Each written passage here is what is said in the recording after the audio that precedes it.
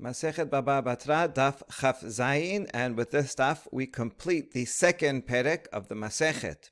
We're discussing the ruling of Ula, who says that a tree gets sustenance from its roots for a radius of 16 amot all around the tree.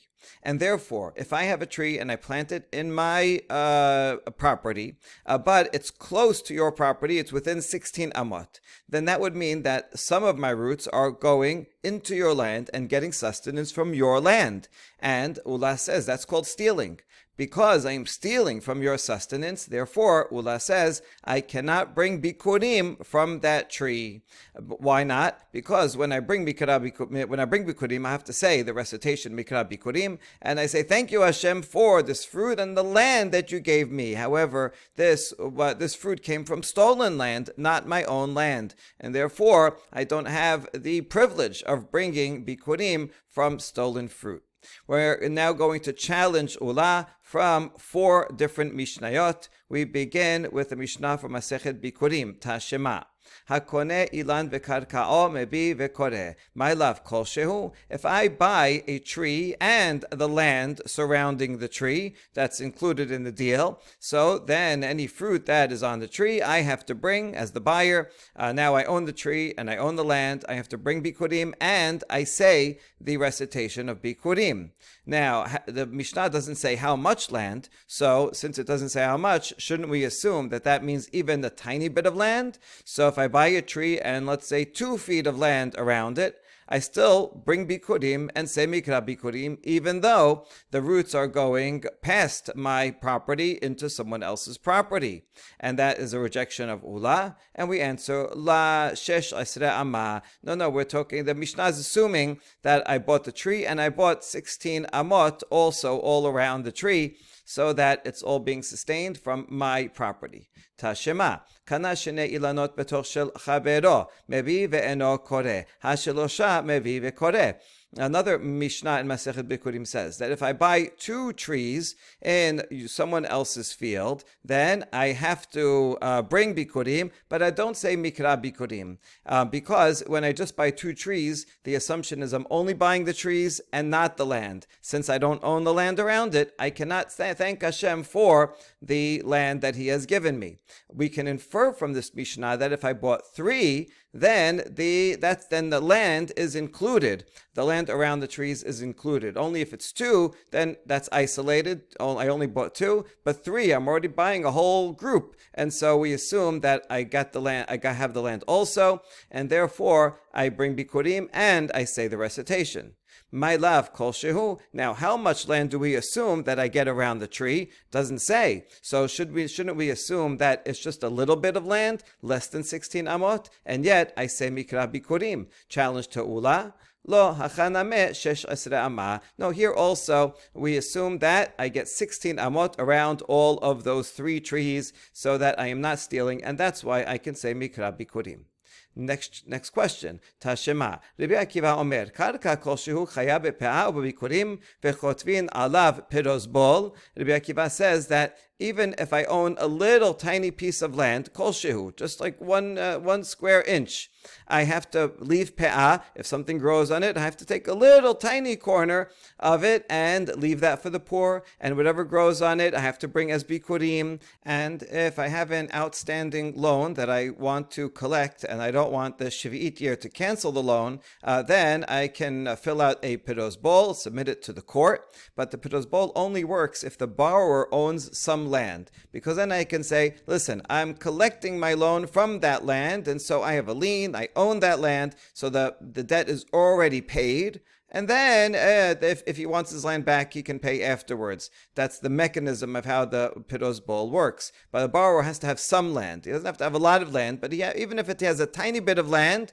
for every dollar that he owes, we can say, okay, this land I'm getting paid for is payment for that dollar.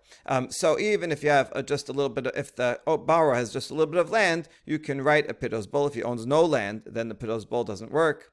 V'niknin imam nechasim she'en lahem acharayut. And you can acquire, together with even a tiny piece of land, other property that cannot be used as a guarantee, meaning movable property. One of the ways of transferring movable property is by doing it agav, together with land. If I sell you land, and then at the same time it says, together with the sale of land, I want to also give you this furniture, those bowls, anything.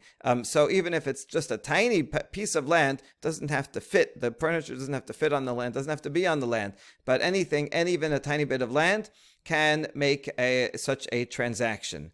Okay, so the question here is from here the Bikurim. It says even a tiny piece of land. Now, if I put a tree on a little piece of land, then the roots are going to go way out, 16 amot all around, and get sustenance from other people's property. And yet, this Mishnah says that we say Mikra Bikurim, challenge to Ula, and the answer is Hachab Maiskinan Bechite. We're talking about planting wheat. Not Bikurim is brought from any of the 7 fruits and grains that Israel is blessed with, including wheat. So this is talking about just one stalk of wheat that can fit on a tiny piece of land. And that's what's talking about that. I have to bring bikurim from that because the wheat just gets sustenance from right under that tiny piece of land and not from the land surrounding it. And so that's the case that's Mishnah is assuming. And this is a good reading and a precise reading of that Mishnah because it says of any size, even a tiny bit. And so that means it's not talking about a tree, because even the trunk of a tree is going to take up more than a tiny bit. But one stalk of wheat just takes up a tiny bit of land. And so that's clearly what the Mishnah is talking about.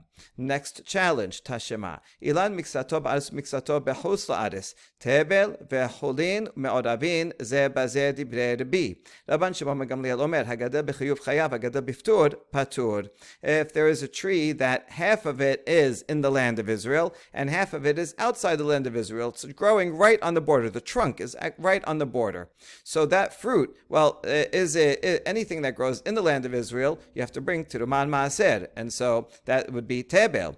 If it grows outside the land of Israel, then you don't have to bring Tiruman Maaser, and you could just eat it. It's Cholin. So what do we do with this tree? So according to the B, every single piece of fruit is a mixture of Tebel and Cholin. And so I wouldn't be able to eat any of the fruit until I take Tiruman Maaser, because there is Tebel mixed in to half of every fruit. Rabban Shimon ben Gamliel Omer, hagadeh b'chiyuv chayav, hagadeh b'ftur patur. But Rashbag says, no, we can split the tree right down the middle, and anything that's growing on the Israel side of the tree is tebel, and you have to bring tiruman maaser. But anything growing on the non-Israel side of the tree is chulin, and I don't have to take tiruman maaser. I can just eat it as is.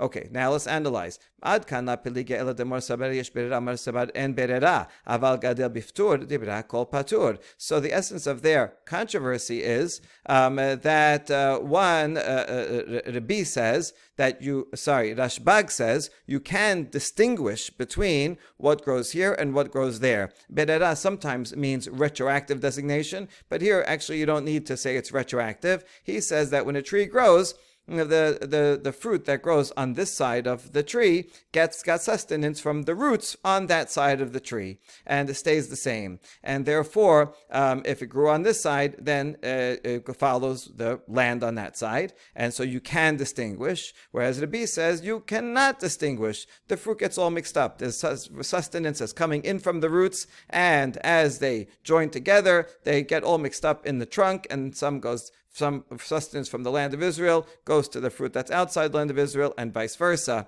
So that is the essence of their machloket. But here's something that they all agree with. If the entire trunk of the tree is growing in a place of Petur outside the land of Israel, then everybody would agree that all of the fruit is exempt from bringing Terumah and Maaser, even though it's close to the border, closer even than 16 amot, and some of the roots may be are going into the land of Israel and gaining sustenance from there. Nevertheless, one does not have to bring Terumah and Maaser. This is a challenge to Ula, who says that any roots that are around 16 amot radius of the tree get sustenance from the land, from that land, and then therefore, if it belongs to someone else, it's called stealing. If it's from Eretz Yisrael, then that some of the fruit or parts of the fruit should be Terumah and Maaser. So from here you see that sustenance from the ends of the roots don't matter. A challenge to Ula. Oh, this Mishnah is talking about a case where there's a rock underground that's dividing the roots so that no roots can extend, can go underneath from one side to the other. So that if the entire tree is on one side, then all the roots are on that side because there's a rock underneath. And in this case, where the tree is half in and half out, so there's a rock underneath, so that the roots that are going on one side are all on one side, and also for the other side. And now we ask, if so, what is the logic of the B? If all the roots in Israel that go down in Israel stay on the Israel side, and all the roots that go in outside of Israel are outside of Israel, then how come half of every fruit is half chayav and half patur? Why don't we say that agree with Rashbag, all the fruit on Israel's side is chayav, all the fruit outside of Israel is patur? And the answer is dehadri adabi, because even though the roots are totally separate, once the roots come into the trunk, within the trunk they get all mixed up. And some go from this side of the tree and sustain fruit on the other side of the tree, and therefore every fruit has a mixture. And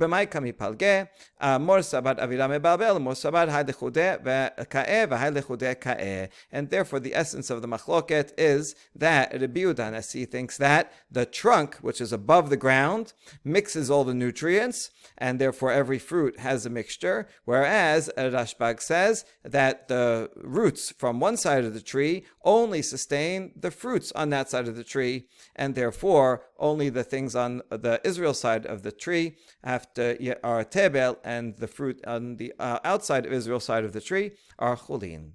Now we ask, is it true, according to Ula, that roots sustain themselves for 16 amot and not anymore?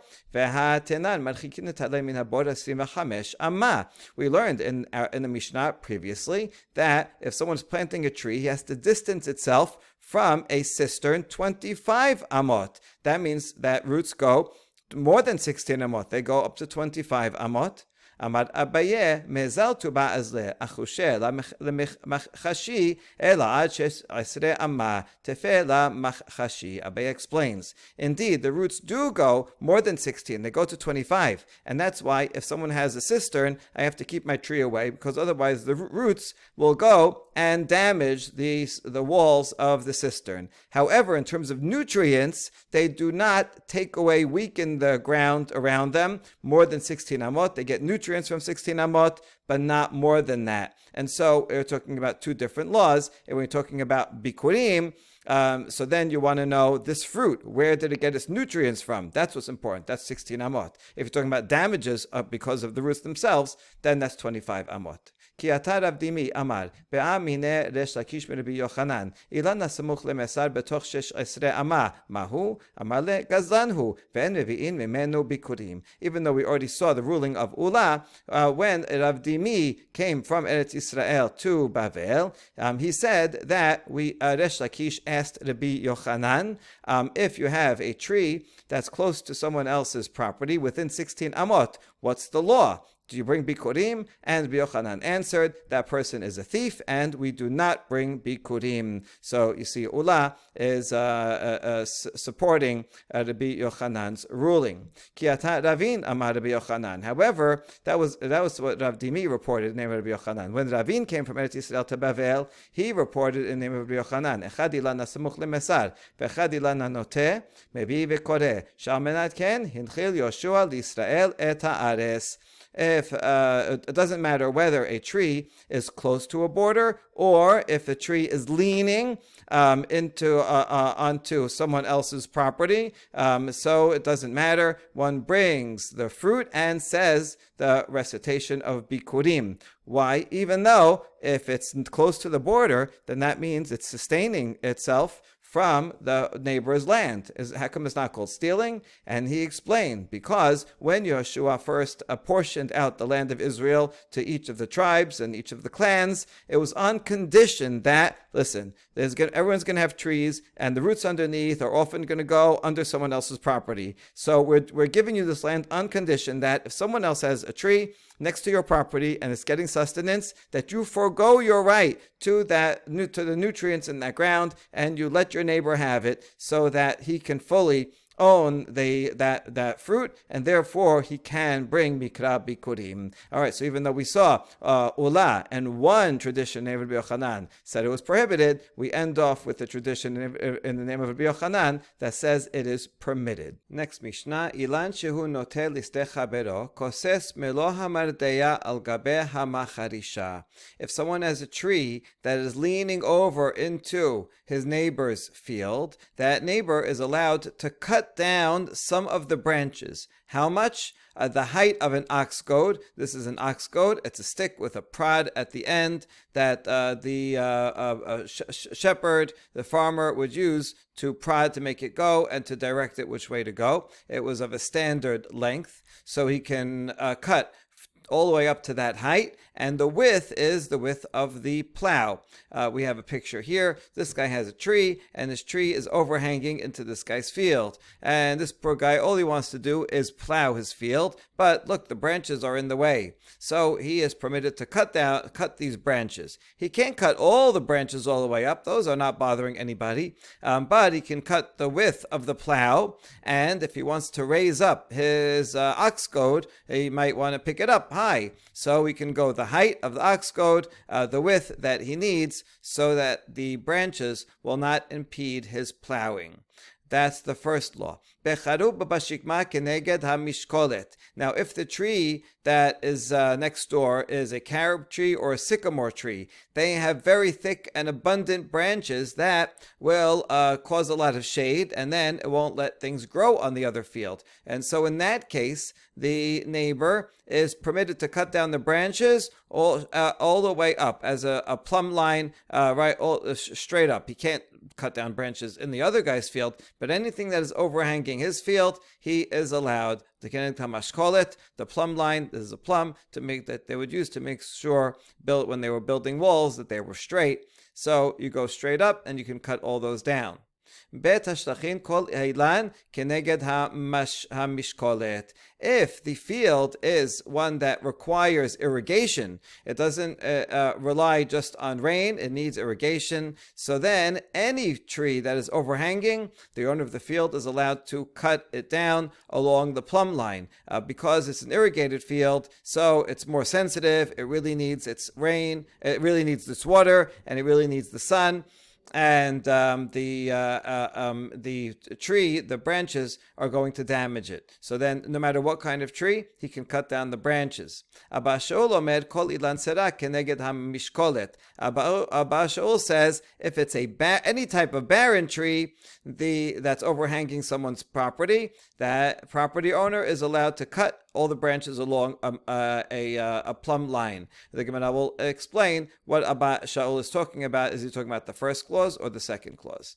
Abba Shaul aresha ka'eh or asefa ka'eh? So that's the question. Is Abba Shaul arguing against the Resha? The Resha said that only if it's a carob tree or a sycamore tree, then you can cut down the entire plumb line, but not other trees. Abba Shaul expands and says, any barren tree, carob tree and sycamore tree, their fruit is not very important, and so you can cut those down. And Abba Shaul comes and adds any barren tree, one can cut along the plumb line. a fruit tree that you don't want to cut, it makes fruit. Is he arguing about that and he's being more lenient? Or is he arguing on the sefa? If it's an irrigated field, Tanakama says any tree you can cut along the plumb line, and Abba Shaul is saying, no, I disagree, not fruit trees, only if it's a barren tree.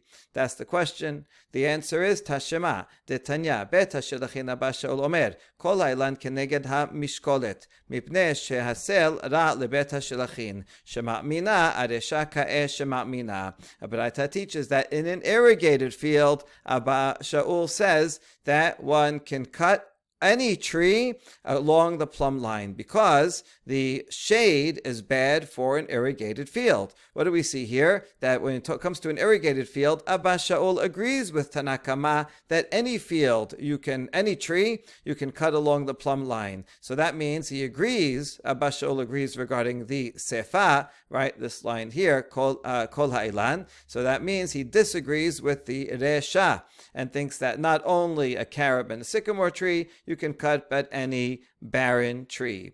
Amar Rav Asher, matnitin nami daika dekatane, kol ilan serak. Iamat bishlama aresha ka'e, hainu dekatane kol ilan. Ele yamat asefa ka'e, ilan serak miba'ele, ele lav shema mina, aresha ka'e shema mina. So Rav Asher says that the wording of the Mishnah is actually precise, that this is the reading that Abba Shaul is arguing on the resha, because Abba Shaul says any barren tree. So if you say he's arguing about the resha, that's why he says any, all, kol, to say that Tanakama said only a carob tree and a sycamore tree, and Abba Shaul says, I'm expanding it, any barren tree. So that makes sense to say the word kol. But if you say he's talking about the sefa, so then it should have just said barren trees, meaning only barren trees. The Tanakama said all trees, and he said no, only barren trees, so it should have left out the kol. So therefore you see that Abba Shaul is arguing on the resha, and that is conclusive. Next Mishnah. Ilan shu notel l'rshut harabim, koses kedei sheheh gamal ober verochebo. Rabbi Yehuda omer gamal ta'un pishtan o chabile zemorot. If there is a tree that is on private property and the branches are extending into the public domain, the public thoroughfare, so the people that are walking by are allowed to cut the branches, not all of them, but as high as necessary for a camel to pass under it and a rider on top of the camel. So the camel's height plus the rider. That people are allowed to ride the animals, and the camel is the tallest, and so the public is allowed to cut the branches all the way up to that height. That's Tanakama. Rabbi Yehuda disagrees and says they can cut up to the branches of the tree up to the height of a camel that is carrying flax or bundles of branches. The Gemara will discuss which one of these is higher. Rabbi Shimon Omer, Kol Hailan Keneged HaMishkolet, Mipnei HaTum'ah. Rabbi Shimon disagrees with both of those opinions and says that the public can cut all of the branches that overhang into the public domain along a plumb line, going all the way up, no matter how high. Why? Because of ritual impurity. There's a problem of making an ohel. Any branches will create a tent, and if there is any tum'ah under the branches, then that tumat met, then that tumah will spread under the entire set of branches, so that anybody walking by, even if they don't touch that tameh item, then they will become tameh just by walking there. That's true if it's on the floor or if it's in the branches. So therefore we have to cut it so that people will be able to walk without becoming tameh. And now we ask a related question. Who is the opinion that when it comes to damages, we follow the current assessment? In other words, we look right now, is this going to cause damage? Well, then you have to fix it. But if right now it's not going to cause damage, then you don't have to fix it, even though later on it may grow or change or deteriorate, whatever the item is, and later on it may cause damage. Nevertheless, if right now it's not causing damage, then then we're not going to force you to fix it, even though it's likely to cause damage later on. Who is the opinion that says so? This is related to our Mishnah, because if you say that you're allowed to cut the branches up to the height of a camel and its rider, fine, you can do that. But now, if you come back in a few days, the branches are going to grow again, and then it's going to impede traffic once again. Yet, we do not require the owner of the tree to cut down the branches all the way up because they're going to grow. He just has to take care of the impediment right now as it is, and he doesn't have to worry about the future. In the future, come back in a week or two, or they grew more, so then you could tell him, hey, cut down more branches. But he doesn't have to preempt and cut down extra because it's going to grow. So that's why we want to know who is the opinion that says this, that would agree with the first two opinions in our Mishnah. Amar Resh Lakish b'machloket shenuya v'Rabbi Eliezer hi ditanan en osin halal tachat reshut rabim barosh shichin u'ma'arot. Rabbi Eliezer matir b'chdei tesheteh agala mehalechet ut'ona abanim. Resh Lakish says this is in fact a matter of a controversy, and it is the opinion of Rabbi Eliezer. As the Mishnah teaches later on in this Masechet, one is not allowed to dig a hole under the public domain, whether it be a pit or a ditch or a cave, because that will create a public damage, that people will be walking by and won't know that there's a hole there, or that there's a hole underneath the floor, and then something heavy passes by and the floor will cave in, or will fall into that pit. And so this is causing something dangerous. That's Tanakama. Rabbi Eliezer, however, permits one to dig down into the Reshut Rabim or under the Reshut Rabim, as long as they cover it with some material that's strong enough that a wagon loaded with stones will be able to go over that cover and will be safe.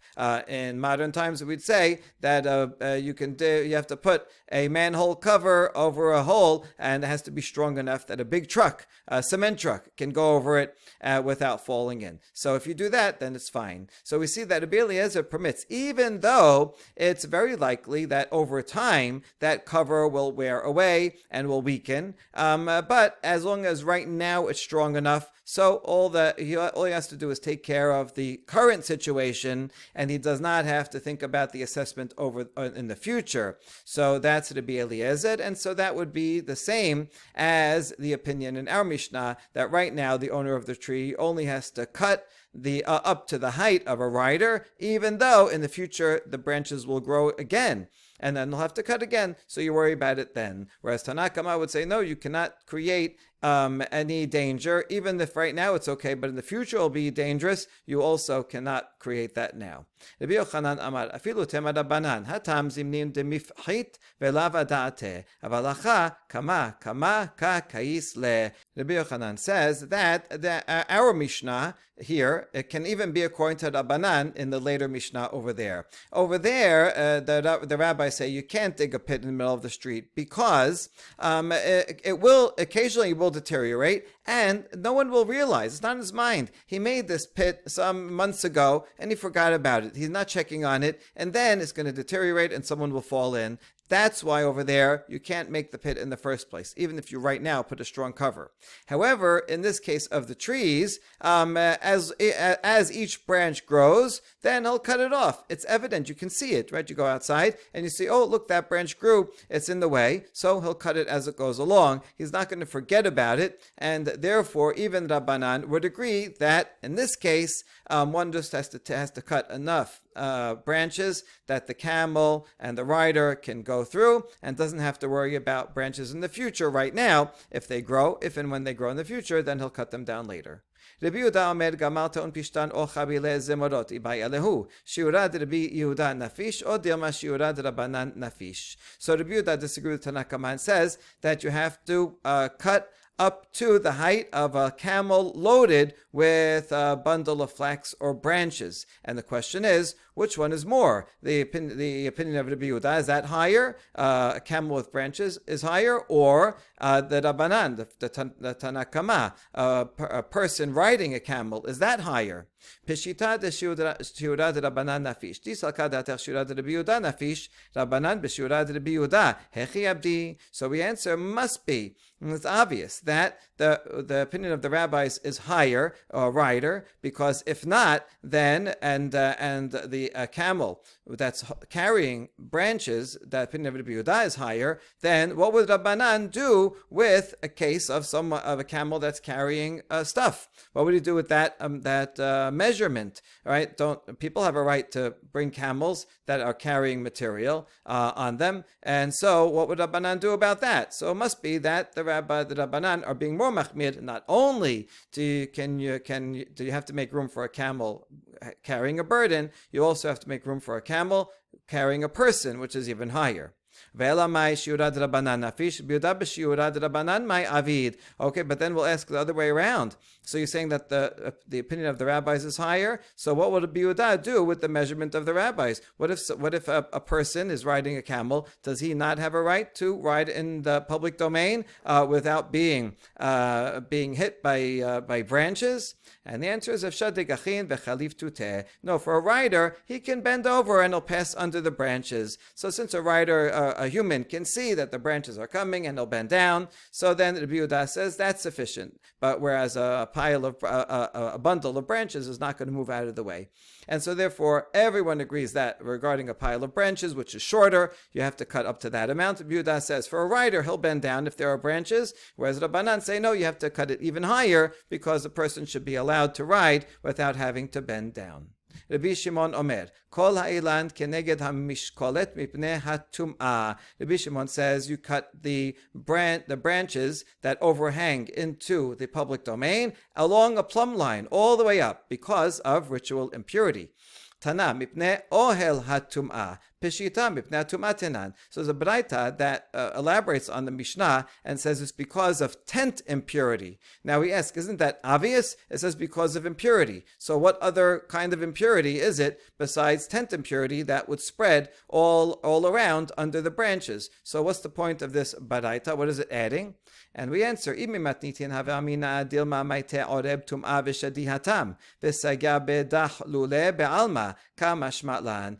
only had the Mishnah, I would have thought that what are we worried about? That a crow is going to bring something tameh and put it on the branches. And if that's all you're worried about, then you could just bring a scarecrow and scare it away. Here we have a picture, right? You have this guy as a tree in his private domain, is overhanging into the public domain. And if you're just worried that the crow is going to bring something tameh there, and then someone that walks under it will become tameh, and then just bring a scarecrow and send those away. And therefore, the braita has to add, no, it's tumat ohel, and therefore we're worried about anything. It could be anywhere under here, maybe a grave or something that is buried underneath that will cause tumat ohel, and for that, a scarecrow is not going to help. And that's why it has to go all the way up. So the braita is clarifying the Mishnah for us. Hadran alach lo yachpor.